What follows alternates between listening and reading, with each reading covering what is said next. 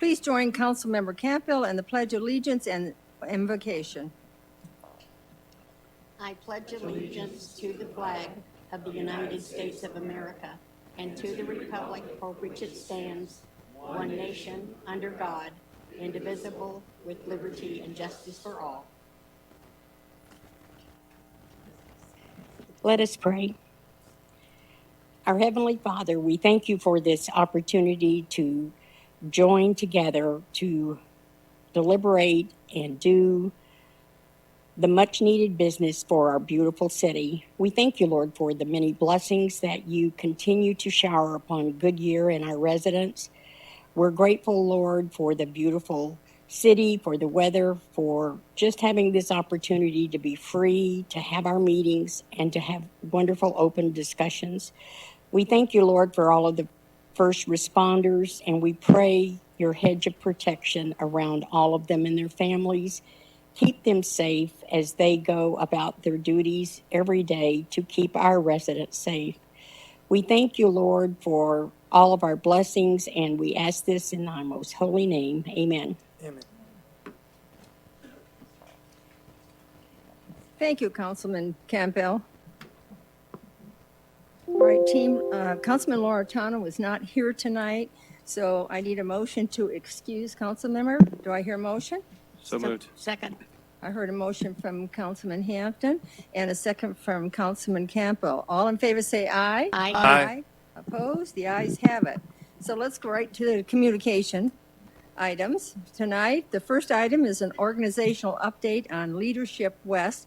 We have a very special guest tonight, Executive Director Michelle Hess, who also is on the council at Buckeye. So welcome, Michelle.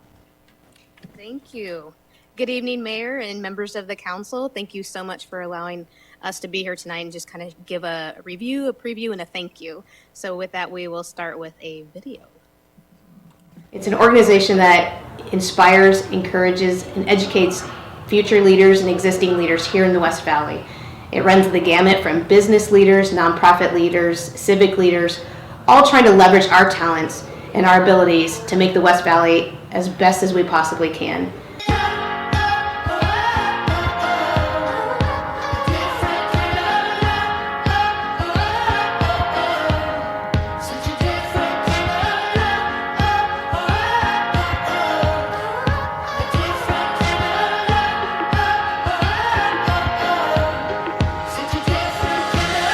Leadership West as a whole is as I like to explain it, is a correlation and an advocacy of leaders throughout the West Valley that come together that want to make a difference. You get all the leaders together to talk and how to communicate, how to collaborate, how to work together. The viewpoint of Leadership West, and something that I'm very passionate about, is the people with the power to control and change our communities are the people who live within them. Too often, I believe that many of our residents believe that somebody in Washington or someone at the state capitol is the one that truly holds the answers to impacting and adjusting our community. And in all reality, it's all of us. It's the residents, it's the citizens within our communities.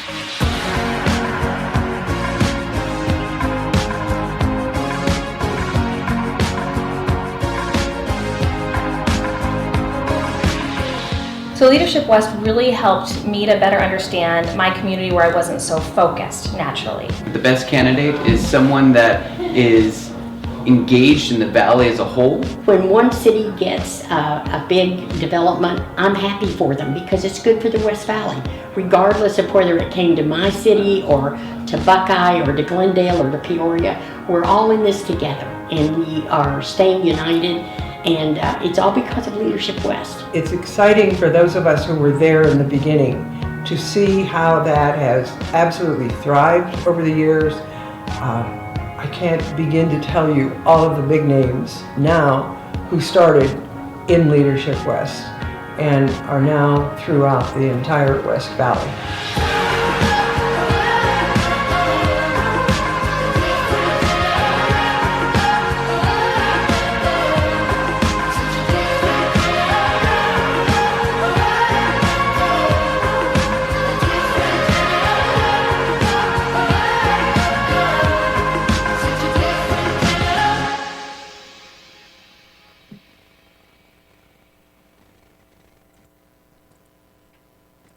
to sit next to her. It's an organization that Watch it again. All right. So by providing both an education and relationship building opportunity, Leadership West brings the best and the brightest together to solve community problems, and we desire to impact the West Valley in a positive way. Over the next 20, according to some articles, I don't have to tell you guys, you already know. Over the next 25 years, 43% of the growth in Maricopa County will occur in the West Valley, and we're already seeing that. And that is why it's so important that Leadership West is cultivating the Leadership West capital here in order to establish and capitalize on healthy growth. So what we focus on is a civic ownership mindset here at Leadership West. We also talk about fourth quadrant leadership. We use true colors for our communication piece. We use 5 practices of exemplary leadership for our personal development. And we're now exploring youth development, and then we're engaging in civil dialogue, which we all believe are key factors into leadership development. Our core program is the flagship program, which is 150 plus hours of intensive leadership experience that will provide you with greater regional awareness of the West Valley, leader-to-leader relationships, leadership skills development, and behind-the-scene asset tours. In year 1, as many of you know, we will have a retreat. We have our 5 practices. We meet every month from October to May, with a graduation in June, and lots of leadership development and then focus tours throughout the year. Over the second year, we asked that all of our members give 12 hours of some kind of civic engagement back to the community. That can be a project, that could be running for council, any way that they're going to give back and use their new increased regional awareness and new leadership skills in the community. This program is a professional leadership development experience for those within your organization with great leadership potential and an increasing level of responsibility. That's the LWI piece. That is the beginning of the flagship every day. In the years past, we never had our leadership development, which was really funny for those of us have gone through before. We said, well, where's the leadership piece? So in class 21, they introduced the leadership development piece, and that's the LWI, which we're really proud and excited about. We get extensive leadership discussions. Some of those that we had this year were the personality lingo, emotional intelligence, stages of a team, hiring the best, applied colors, lateral thinking, and strategic planning, just to name a few. A year in review, and this is where Goodyear has always been a partner with Leadership West. Actually, Stephen Cleveland, city manager for many, many years, was one of the founding members, and so we're just proud to continue this partnership for over 25 years with the city of Goodyear. But we're really proud of what we've done over the last year. We've had 27 graduates from the flagship program that are now engaged in your communities locally here, making a difference in the West Valley. We had 7 alumni that ran for state and local elections, 1 alumni that was appointed to a local school board. 3 of our alumni are leading local chambers here in the West Valley. 15 are serving on new local and national boards. 1 Athena Award finalist, 1 Phoenix Business Journal's Most Admired Leader of the Year. 4 that were selected for the Luke Air Force Honorary Commander Program, 3 that were actually able to complete it.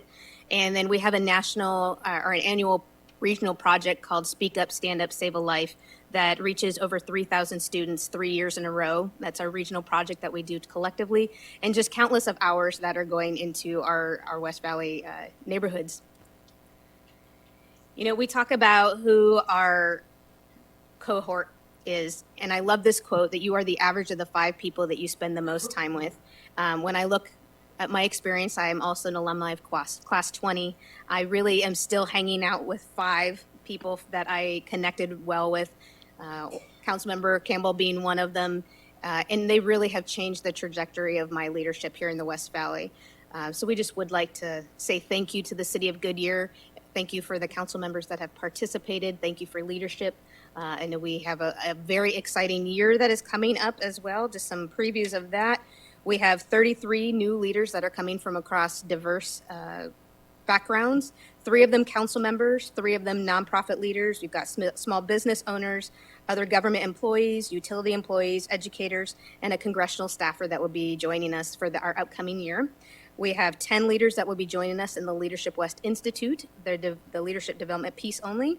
We have also that we're branching out on a new regional youth retreat that we've never done before in the West Valley. We are joining with 6 West Valley Youth Councils and Commissions, and we're bringing them together to work on some leadership pieces, some communication, and some networking, as well as how they can take a regional issue, take them back to their own cities and support one another on a regional basis. So we're really excited about that new pilot program that we've got. We're working with John, and he's just a wonderful partner to have. So once again, we just want to thank the City of Goodyear for just being such an amazing partner over the 26 years. It has been a pleasure getting to know each one of you, and we're just so grateful to partner with you. So thank you. And with that, I'll take any questions. Well, before we give you a round of applause, because we know what a great organization this, I know the council has something to say, so I'm going to start with Wally, since the two of you get together often. So Wally? Yes, Michelle and I do. We bonded during the class, and we have stayed bonded all along. And I remember when Michelle was appointed to Buckeye, I sent her a little note and congratulated her and said, let's get together for coffee. And we met up in Verrado, and it was just wonderful. But Leadership West really has made a difference in my life. I thought I knew so much about the West Valley, but Leadership West really showed areas that I had no idea were there for the West Valley and the jewels that they really are. So the job you're doing, Michelle, is wonderful. We do encourage anyone that's interested in joining us at Leadership West. It is worth the time and the effort. Brandon? Little mini duo here. Yeah, I also think it's a great organization, and that's why I'm looking forward to be the new class this year, 26. So I'm looking forward to the program and looking forward to collaborating with leaders throughout the West Valley and just helping out the West Valley as a whole. So thank you. Laura? Well, I'm proud to be a member of Class 24, and the friendships that I made have been long-lasting. I really valued the opportunity to meet people across all sectors of the business realm and how we collaborate together to advance and grow the West Valley. So I want to thank you for your leadership. I'm proud to continue to be on your team, helping out. And it's really exciting to see that we have so many of our people from our Faith and Community Roundtable who are going to go this year in Class 26 as well with Brandon. So it's going to be a great class. Look forward to the contributions. Joe?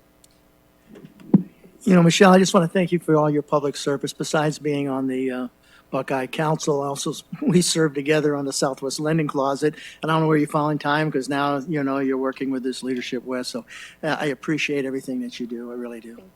Bill?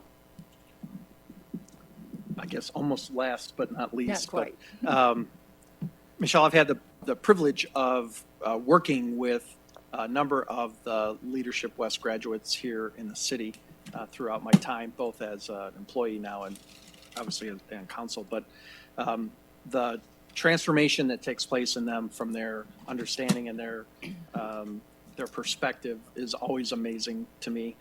Leadership West has a great public service for the employees of the communities as well as the potential future leaders. So thank you, and please take that, my thanks, back to the rest of the organization. Their work is well renowned in the West Valley. Well, Michelle, I thank you very much. And you have to think it's just not the students in the class. It's when they graduate and they're out in our community, and the West Valley is on fire, every city.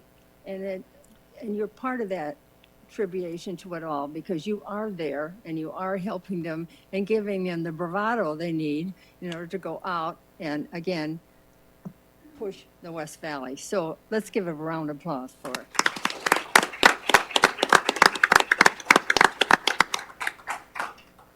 All right, the next item on it is very exciting. We've got a terrific group of people behind it all. So it's regarding the new city signature special event. Festival and event coordinator Brenna Hosey is presenting tonight. Yes, thank you. Good evening, Mayor and Council. Just wanted to give everyone an update on the fiscal year 21 goal that we have. And we're just going to dive right in. We've just got some highlights of the events that we've had so far this year. This is from the 4th of July, Heart and Soul, and Hop and Hop. So the first goal that we're going to talk about tonight is the goal of increasing city signature attendance by 30% by fiscal year 21. And by the end of fiscal year 19, we were already showing an increase of 10%. And we also, because of the new city signature event of Hop and Hops, as well as the amazing attendance at the Goodyear Lakeside Music Fest, we were able to increase those numbers. Projections for the end of the fiscal year 20, which would just be 2 years into the goal, would be an increase of 29%. So we're looking pretty good at meeting that goal. So pretty excited about that. And you'll see in the graph, it shows most of our growth is going to come from fiscal year 21, because by that time we'll have all of the new signature events rolled out and then increasing as we go. The second goal was to create 2 new signature events. The photo that you see on the right is actually from the first signature event, Hop and Hops, which we in Recreation are very proud of.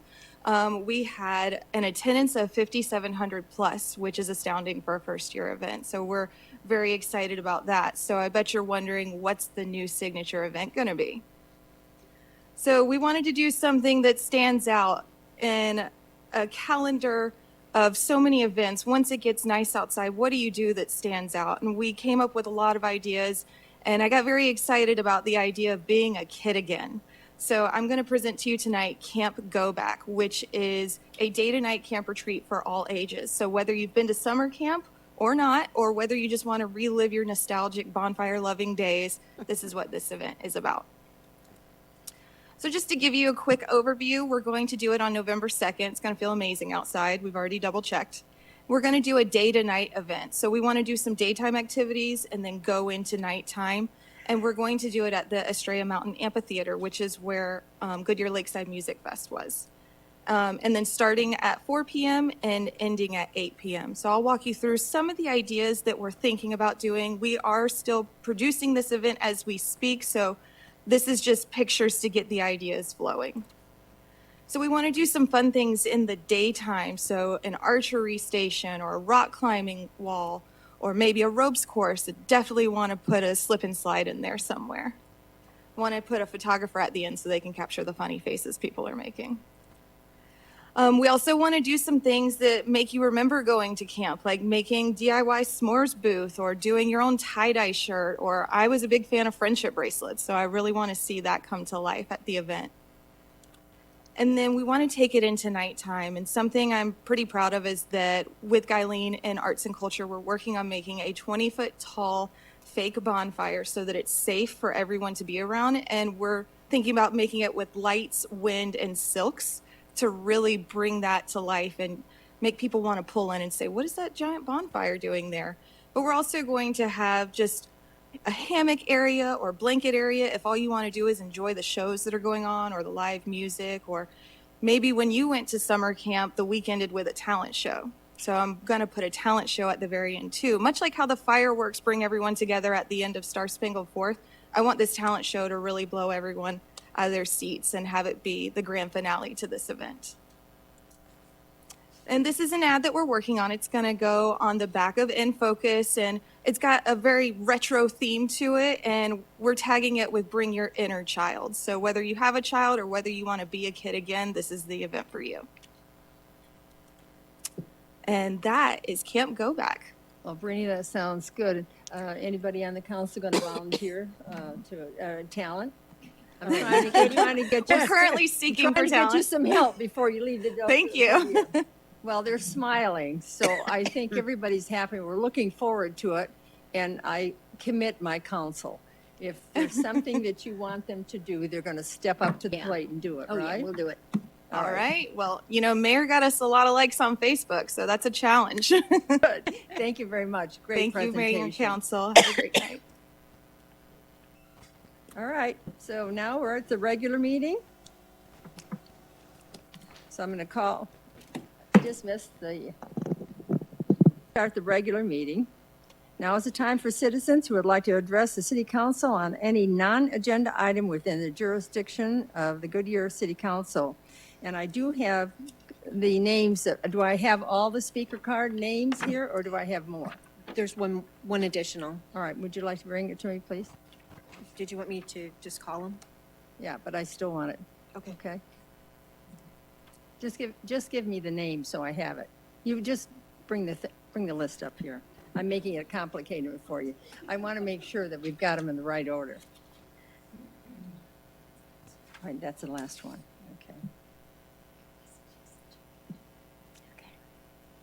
Okay. Oh. Okay, before you come up, I just review this, and many of you know this. The council will listen to comments and may take any one of the following, and this is by state statute. We can respond to criticism. Number 2, we can request that staff investigate and report on the matter. Number 3, we can request the matter be scheduled on a future agenda. Each speaker is limited to 3 minutes. The yellow light will let you know you have 20 seconds left to speak.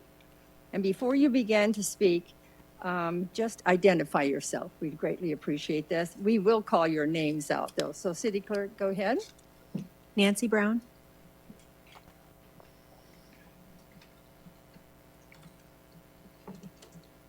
Hi, I'm Nancy Brown. I live in Pebble Creek. My home of 21 years backs up to the golf course at Bullard Wash, which is traversed right now by standing and running water. Because the ground is very saturated, the maintenance folks can't cut the grass, and the heavy flow stops and traps the water, which is becoming, well, it isn't becoming, it's now stagnant. It's a perfect place for algae-covered place for breeding mosquitoes. Maricopa County Department of Health confirms that as of June, there have been 27 cases of West Nile virus so far in 2019, just in the county. There are 2 confirmed cases in Pebble Creek. This time last year, there was only 1 case in the whole county. Dr. Rebecca Sunenshine, who is medical director for disease control, warns we will see more cases this year than in the last 5 years. And quite frankly, I'm pretty uncomfortable that my backyard is a probable source for the problem. As I've been keeping records since July 4th, there were times before that we had water over the road, but we've had water over the road for since July 4th till today. I rode with a neighbor and we sloshed through the water on our way here tonight.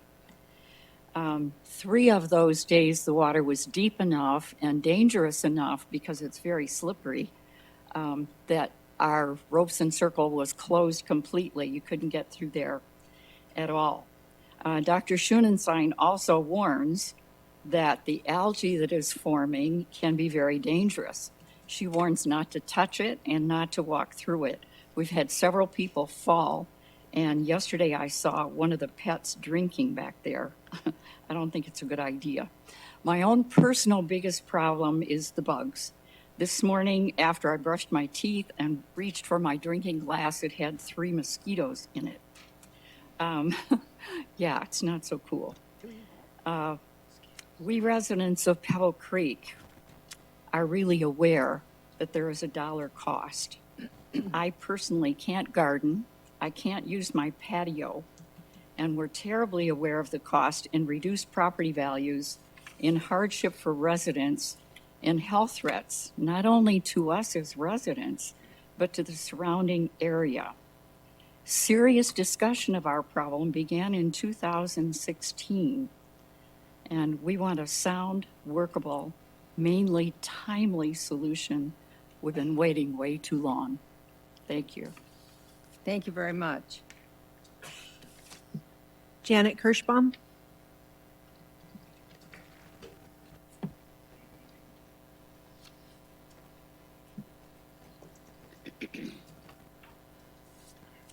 Good evening, Mayor, Vice Mayor, council members. I'm Janet Kirschbaum, and I reside in the Pebble Creek community, also at 3263 North 151st Drive. Just leave it. It's all right. I am here tonight to ask the council to expedite the approval of a construction permit that the Pebble Creek HOA submitted. I understand it may take up to 90 days for approval. The construction is to update the flood control area in Pebble Creek. The excess water for the past 3 years has been due to all the additions of warehouses, Loop 303, new homes, as well as Luke Air Force Base clearing land. The tailwater from the farmers is not being absorbed like it was in the past. As you are aware, in the past 30-plus days, we have experienced a continuous water flow, causing a swamp marsh on the Pebble Creek Eagles Nest side. I've contacted the city on numerous occasions to discuss the problem and given the same answer, not our problem, contact your HOA General Manager, Bill Barnard. And I have a copy right there of an inquiry from Donna Perkins here, which reflects the same in writing. While that information given may have been true in the past, however, I have recently learned that this swamp marsh we have is due to a broken pipe north of Indian School that feeds into our pipe in the Bullard Wash. This pipe has been broken for over 30 days, and the city's dragging its feet getting it fixed so that the water can flow through the pipe as it's supposed to. This is a city problem to fix, and to fix it now. Let me tell you what we've endured and are keep on enduring. One, at least 3 people have been diagnosed with West Nile virus. One of them found out he had it after he donated blood. Who knows how many people are walking around Pebble Creek community with this undiagnosed, possibly fatal West Nile virus already in their system from this gross mosquito infestation. According to the CDC, with regard to the West Nile virus, severe illness can occur in people of any age. However, people over 60 years of age are at greater risk, and 1 out of 10 people who develop severe illness affecting the central nervous system die. This statistic is incredibly alarming to an active adult community like Pebble Creek. A second person diagnosed lost her ability to walk, think clearly as her brain was swollen, and had temporary eyesight loss. One more person we know of was in ICU for 6 days suffering from West Nile virus. Number 2, bicycle and walking accidents have occurred on the roadway, and golf carts have not been able to drive on our roadway as they cannot drive on the city streets unless licensed to do so. Many of our residents are stuck in their homes who do not have 2 cars.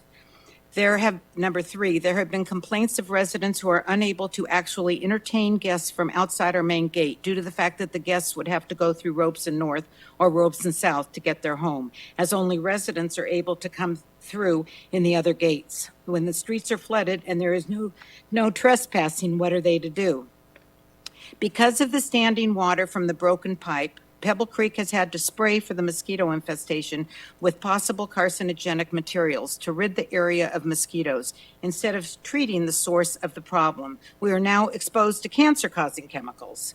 Number 5, we and many of our neighbors cannot go in or out of our front or back doors since the swamp marsh has existed.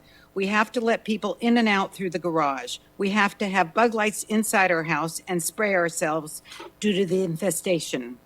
We know what Robeson has to do to fix our water problem prior to the city's broken water pipe. We implore you to come to the aid of many of your constituents and fix the broken pipe immediately, as well as expedite the approval of our construction permit. Each and every council member sitting here was very vocal and friendly when running for office, but seemed to be hiding and not helping. In fact, actually hurting our community when we really need you all to step up and be there for us. Thank you very much. I defer my time to Janet. I'm just going to finish one. Well, I've actually given her more time.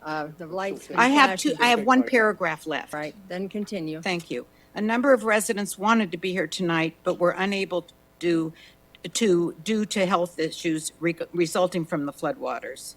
And that's it. So, and I had the pictures. Thank you very much. Thank you.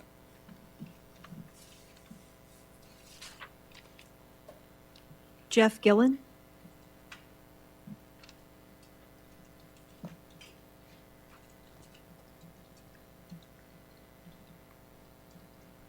Hello. Jeff Gillen. I actually live on the Tuscany side, but I do go through there with my bike, and my wife and I ride around a lot through there. I'm a bike rider, and sure enough, I went through and I was one of the people that fell.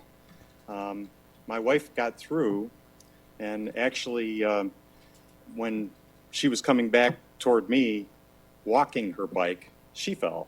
We both cracked our bike helmets and had some injuries. Probably not as bad as there could have been. So I immediately tried to warn people through our e-group and actually got them to put some signs up warning people about how dangerous all of a sudden. There was a big change from just water on the road to now there's hidden algae that, you know, nobody expected. And it just caught people by surprise. Very dangerous. It was very slippery. And I do a lot of hiking too, and it was worse than walking through a river that has a lot of algae in it. And all I'm asking is that the people look at all of the issues that are causing this. You know, going back to the root cause of, you know, is it the projects that are causing this? Is it the broken pipe? I don't know. I used to be a planner for the power grid in Wisconsin, Upper Peninsula, Michigan. I know how important it is to coordinate with your neighbors, you know, the other cities that are approving projects, the state when they put in a highway. But we have to look at the impacts, and we just really need to understand what's causing this, and then coming up with a process to fix things when there's an emergency like a pipe break or whatever it is, and look at the impacts to the people that live here. Thank you. Thank you. Bernard Rubin.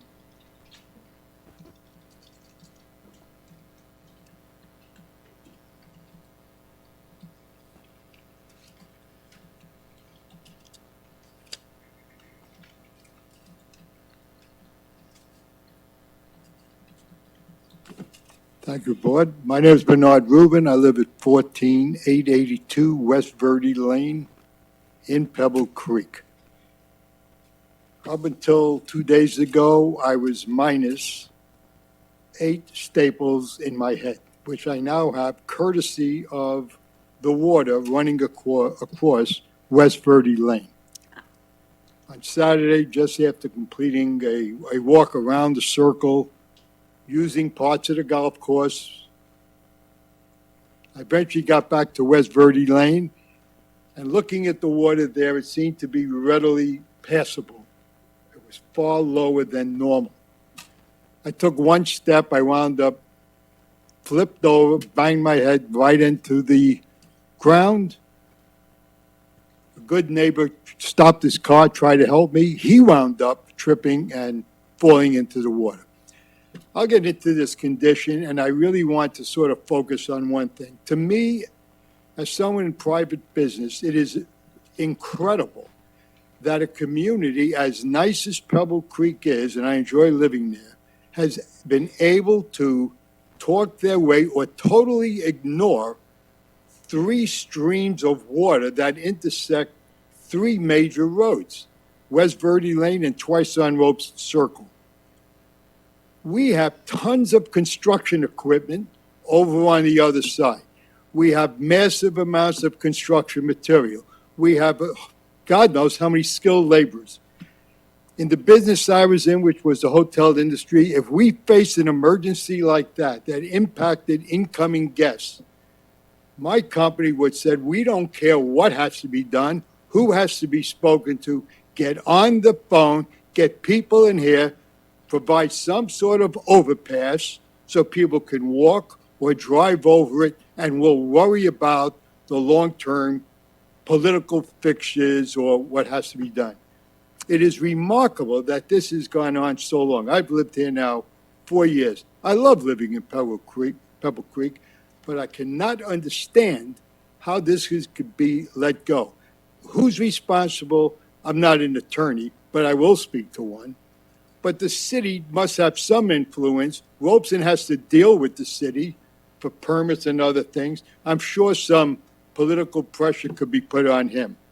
I think it's a disgrace, really, in light of all the building that's going on here, that all the brains, we can't figure out how to provide homeowners a way of going over simple streams of water with either their feet or their cars. You can Google it and you can find people that rent this stuff. Thank you. Thank you. Next. Bill Holt.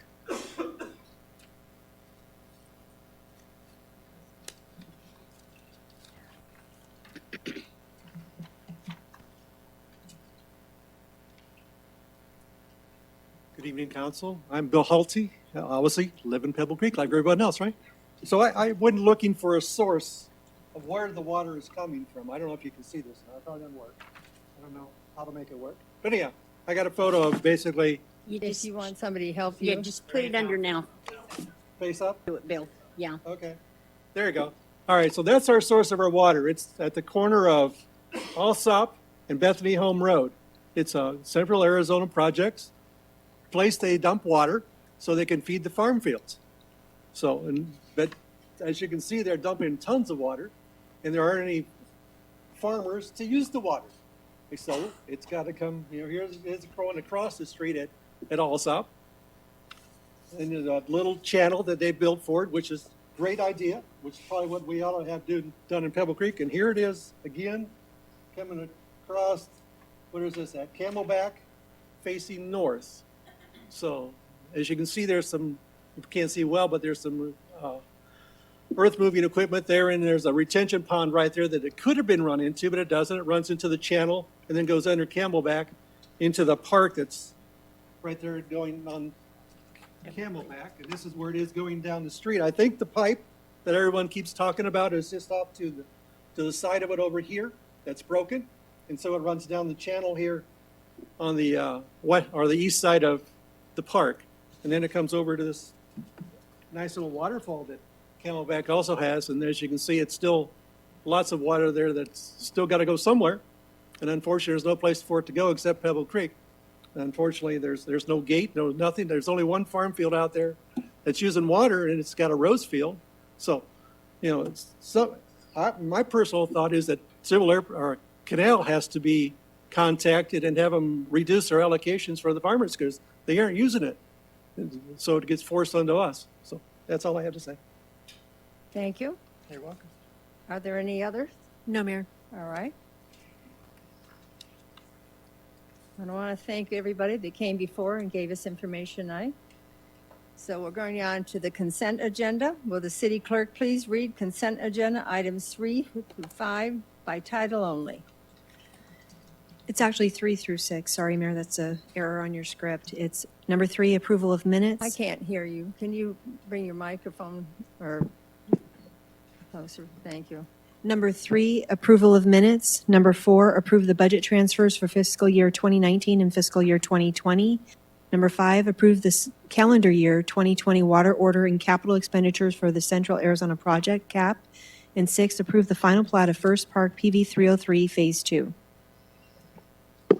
Thank you. Does anyone on the council wish to remove an item from the consent agenda? All right. Does anyone, do I need a motion and a second to approve the consent agenda items? Do I hear that motion? So moved. Second. I heard a motion from Councilman Kano and a second from Councilman Bazzillo. Roll call vote, please. Vice Mayor Stipp? Aye. Councilmember Campbell? Aye. Councilmember Hampton? Aye. Councilmember Kano? Aye. Councilmember Pizzello? Aye. Mayor Lord? Aye. The motion carries. Let's go to the business, and I'd like to remind council to wait till a motion and a second before discussion. We'll start with the number 7 on business is to consider approving the expenditure authority for fees and costs for the recreation campus and the off-site improvements and associated budget transfers. Nathan Torres, Parks and Recreation Director, and Tony Humphrey, Senior Project Manager, presenting. Gentlemen? Thank you, Mayor and Council. Tonight, we are requesting your consideration in authorizing expenditures to allow for the Recreation Campus project to move from the design phase to the construction phase and ultimately opening by summer of 2021. Joining me this evening is Tony Humphreys. He's our Senior Project Manager that's assigned to this project.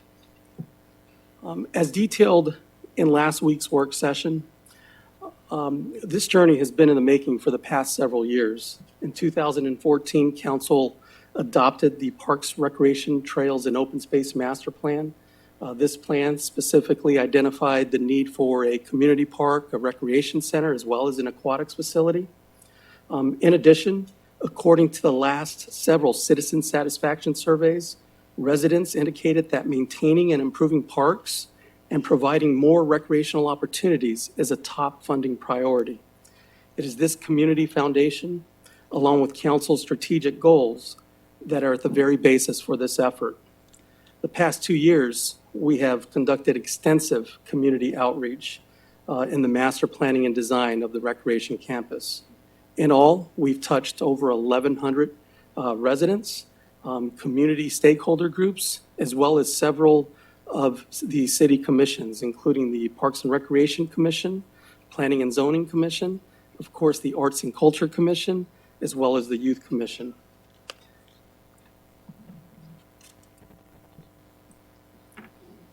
And so the recreation campus consists of a 30-acre community park, a 48,000 square foot recreation center that's here, as well as an aquatics facility.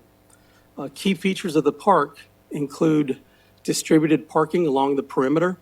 What this allows us to do is ensure that once users visit the site, they don't have to connect with vehicular traffic, so users can engage the site in a very safe manner. But what it also allowed us to do was create a walking path all along the perimeter of the site, and that's outlined here in the hash marked red color. One time around, the entire perimeter is a mile long, so we're pretty pleased with that offering. In addition to the walking path and trail, the site features a great lawn area for gathering space. It features an area for public art that is an art piece that can be very engaged by the public, as well as an art plaza. Other key signatures include multipurpose fields, of course, sport courts for basketball, sand volleyball, don't forget the pickleballers, as well as tennis. There also is large group ramadas for public gatherings, and then a very dynamic playground that features different slopes for kids to engage and climb and slide down as well. So we're pretty pleased with the park offerings itself. In terms of the 48,000 square foot recreation center, that will feature a dedicated space for teens. It features multiple multi-purpose rooms for activities that you see depicted here, whether it's tot time, senior card games, or bunco, or larger corporate or HOA type events or weddings. It also features in the lower left a multi-purpose gymnasium. And when I say multi-purpose, it truly is just that. It will accommodate all types of activity from recreational volleyball, basketball, dodgeball, summer recreation. But the flooring will also allow us to host larger type corporate events as well and bring tables and chairs onto that surface as well. So it truly is multi-purpose. And did I mention pickleballs inside? Pickleballs? Yep. Can't forget the pickleballers, of course. Can't forget that. The recreation center also features an indoor walking track that's depicted here to the right. And 10 times around that track is a mile. It also features fitness rooms for yoga and spinning classes. There is also a fitness area for cardio training. So there'll be some cardio machines. There'll be some circuit training machine offerings in that space as well. That's the recreation center. The site also has an aquatics facility, and the aquatics facility features a 25-yard competition lap pool. It will accommodate recreational as well as up to high school level competitions, as well as swim lessons and different types of offerings there. One of the key signatures for the aquatics facility is the upper right. It's the family fun play pool. That features a zero depth entry, a play feature that will have plenty of splash play elements to it. How about a lazy river where you can actually jump on an inner tube and float down the lazy river? And if that isn't enough for your desire, you can also go down the one of two of the 27-foot tall slides on the site.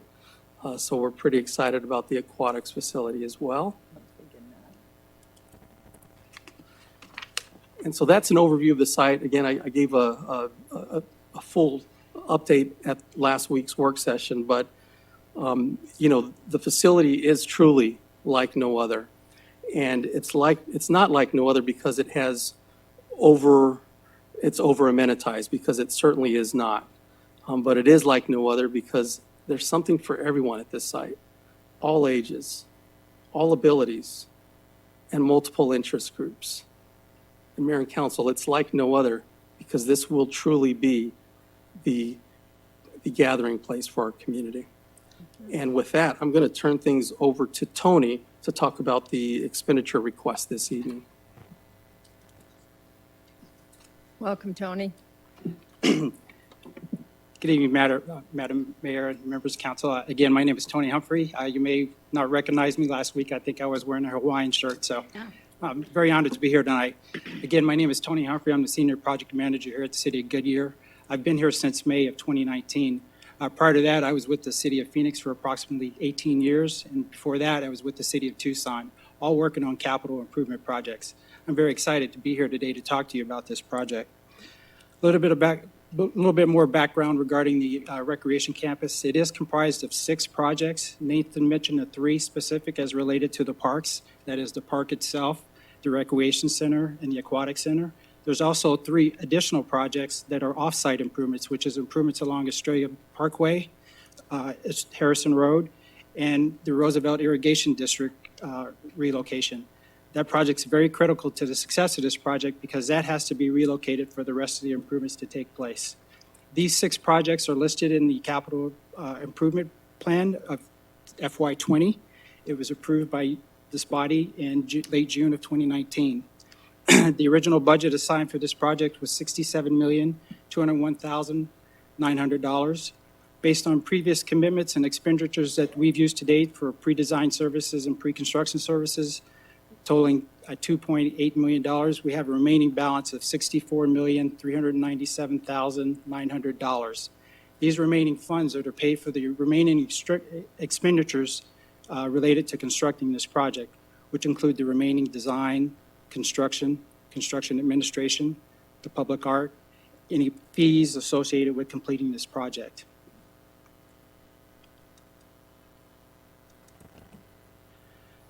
So with that said, staff's recommendation is to approve the expenditure for authority up to $64,397,900 for all remaining fees associated with this project. With approval of this expenditure, the next steps would be the implementation of the construction notice to proceed, followed by a groundbreaking ceremony, which was previously discussed. One of the reasons why we're coming to council in this format is for 2 specific reasons, is because, as mentioned before, there's 6 projects with specific contractors' design would have to come back to mayor and council multiple times, and to be respectful of mayor and council's time. And in addition to that, it would also allow city staff to react promptly to issuing contracts and securing long lead items in a timely manner. With that, I conclude my presentation and be more than happy to answer any questions that you may have. Thank you. In a moment, they may ask. Nathan, did you have one other thing that you had to present? Yes, thank you, Mayor. Just wanted to, this slide is not completely updated, but what is listed correctly in the action item, the amount of $64,729,700 is the correct authority amount that we are requesting this evening. Okay, thank you. Are there any speaker cards? No, Mayor. Would anybody in the audience like to speak? All right, can I have a motion, a second, to approve the expenditure authority up to $64,729,700 for fees and costs for completion of the recreation campus related to off-site improvements and budget transfer? Do I hear that motion? So moved. Second. I heard a motion from Vice Mayor Stipp and I can't reverse this now. I know. And Councilman Basillo.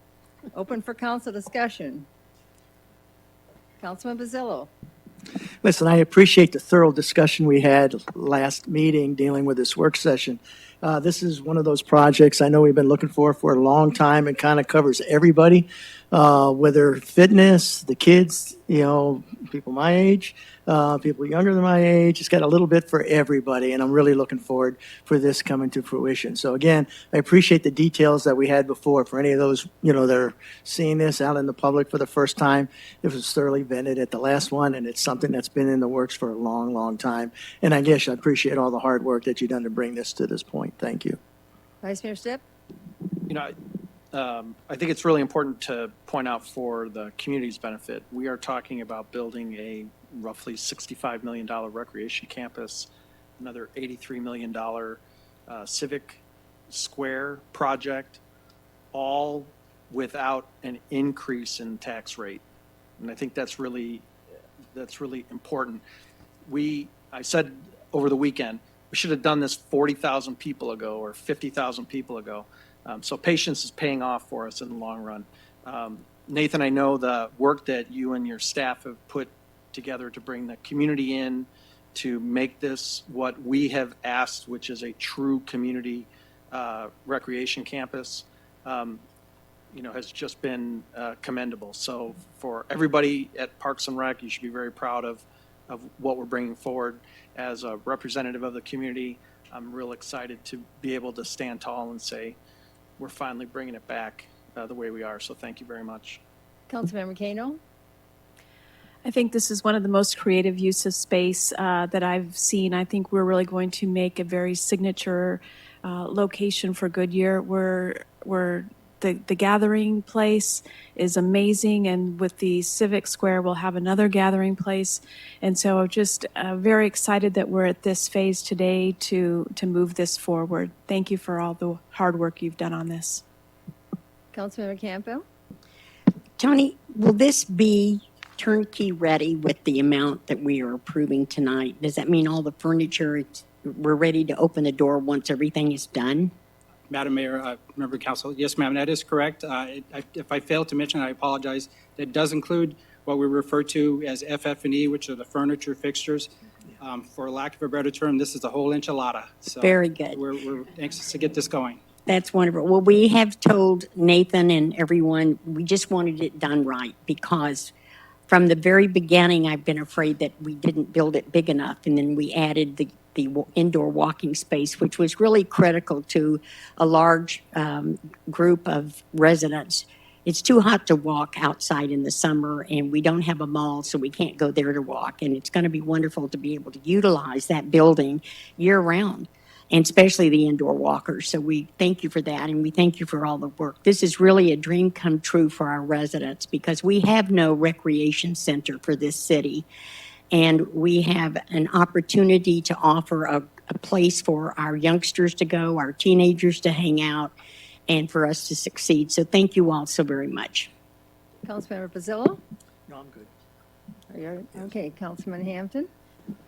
Yeah, I would agree. This is a great project that will definitely, a lot of our residents have been waiting for and looking for. I think this was the top thing that residents wanted when we did our survey, and it's been a little while coming, but we're doing it right and doing it right the first time. So looking forward to it. I know my kids are very excited to go play there.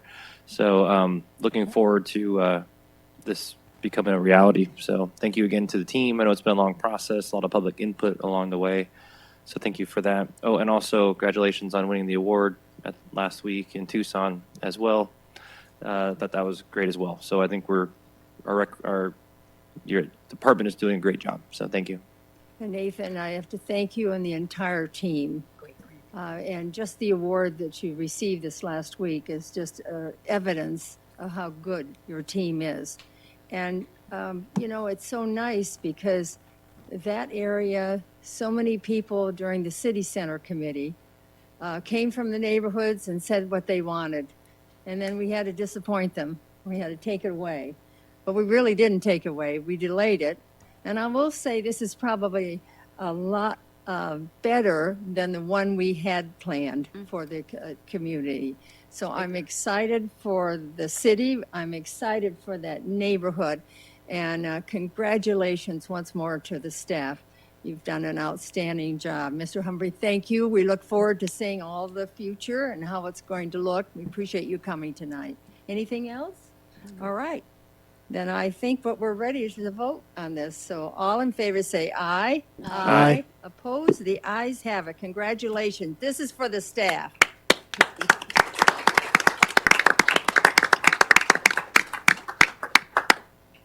We're at number 8 on the number 8 item on business to consider approving the Goodyear Water Treatment Facility and Raw Water Delivery Pipeline project expenditure. Javier Sadovich, Public Works Director, and is Samit coming tonight, Mohan, or? Mayor, I'll be doing the presentation. Up, I saw him back there. Deputy Director of Engineering will present. Mayor and Council, good evening. We are here this evening to request your support to move to the next phase of the Goodyear Water Treatment Facility. This project includes the construction of a raw water pump station, a 6-mile raw water line from the SRP connection, and the water treatment facility that will be located west of our existing Goodyear Water Reclamation Facility off Straya and MC 85, and also a 2-mile water line connecting the plant to our system. Taking a brief look at how we got here, the 2016 Integrated Water Master Plan helped us define the best way of bringing our Colorado River allocation to Goodyear. In 2017, we established an unprecedented partnership with Salt River Project for the delivery of our water through their canal system. In 2017, we also started our selection process for the partner that would design, build, and for a period of time operate our facility. In 2018, Newland partnered with the city on this project. Later in the year, CH2M Hill was selected as our design builder and operator, and work started on the concept for the plant. I want to note that during the process, CH2M Hill merged with Jacobs Engineering, and you will hear and see those two names in different documents. They're one and the same. We want to emphasize the significance of our partnerships. Working with SRP put the project on a path for success, as SRP is a water leader in the state. The terms of the partnership were so pioneering that ultimately were recognized in 2017 by Westmark Best of the West with an award for excellence in innovation. That was a great night. Our partnership with Newland was critical in making the project a reality as well. This partnership not only benefits the city as a whole, but also establishes certainty of water supply for Newland for many years ahead.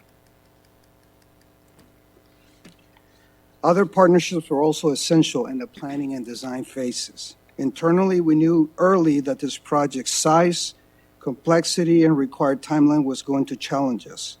So internal teams met early to understand and solve issues. We brainstormed, we collaborated, we had healthy conflicts, we fought a little, but finally we came together and brought value to the city. Externally, all agencies rallied around this project to help us as well. They were truly part of the team.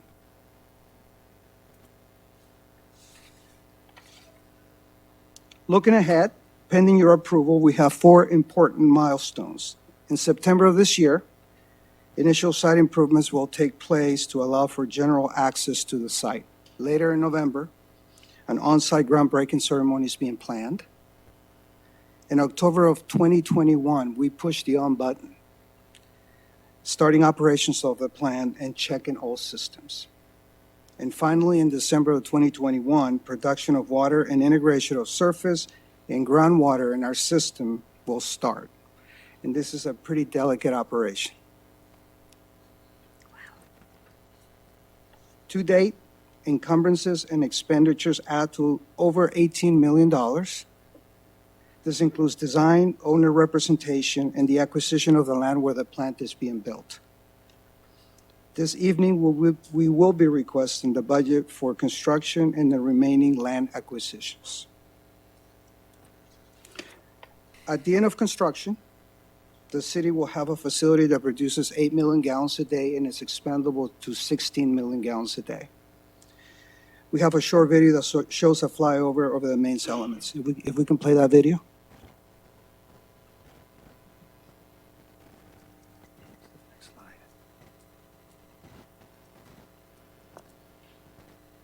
We might be having some technical difficulties, but essentially what the video. For a slide. Yeah, Did they yeah. hear What it? the video shows is a flyover of our facility, starting with the raw water pump station, and then flying over and showing our operations building, as well as the treatment train and ultimately our maintenance facility. So, Thank you very much.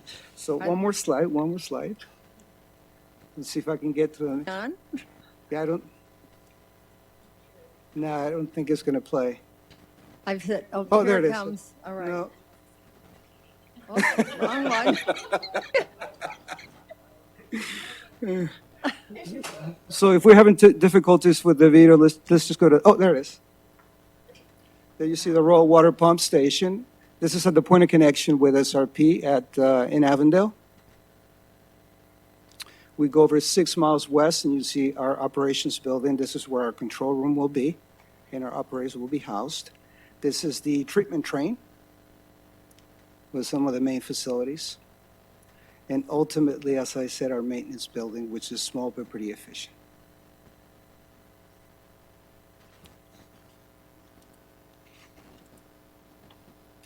So can we go to the next slide?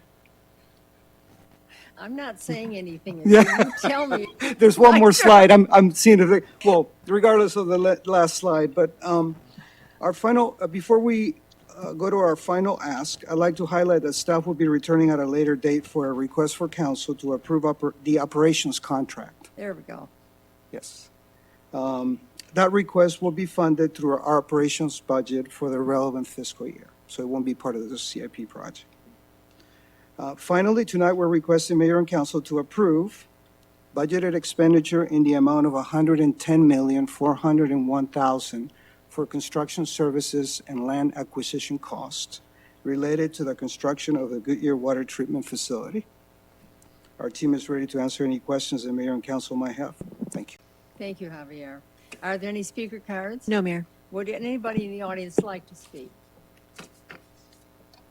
Then I'd like to have a motion a second to approve the expenditure authority up to $110,401,000 for fees and costs from completion of the Goodyear Water Treatment Facility and Raw Water Delivery Pipeline Project. Do I hear a motion? So moved. Second. I heard a motion by Councilman Hampton and a second by Councilman Campbell. Open for council discussion. Councilman Hampton. Yeah, no, this is also a great project for the city. We can't grow without more water, and everybody's asking us, are you planning for the future for the city for water? And this is part of that planning for the future of Goodyear as well. And we get higher quality water. It'll be top water from our CAP allotment. And this is the project that will bring that to our city. So it's very exciting as we're planning for the future and also bringing better quality water to our residents as well. So definitely excited about this project. I mean, it's not as, you can't use it like you can the park, but it's definitely something that everybody will be using it by default anyway. So they'll all taste the quality and they'll all see the water. So thank you so much, and looking forward to this project as well. Thank you. Councilmember Pizzillo. Again, I want to thank you for all your efforts. I know this has been a project long in the making and coming. And our partner with SRP, it all started with a thought of how are we going to get our CAP allocation so we can meet future growth. And when we worked that partnership with SRP and figured out a way of getting that water to us, because without this water, we're not growing. I mean, it's as simple as that. And for the need to meet the needs of the future on here. So again, heavy work with getting SRP, staff, all working out these deals, and I appreciate all the effort that you've done on it. And again, thank you. Thank you. Anybody on this side? Well, I just want to say, we have to think back at the beginning of this. Yeah. I remember people saying you'll never have a communication and a partnership with SRP. That's for the East Valley. You remember those days? I remember those days. And then we found out there was an avenue for that. And because of that, now we're able to build this installation and bring that water. So council, let's vote on it. All in favor say aye. Aye. Aye. Opposed? The ayes have it. Congratulations. Thank you.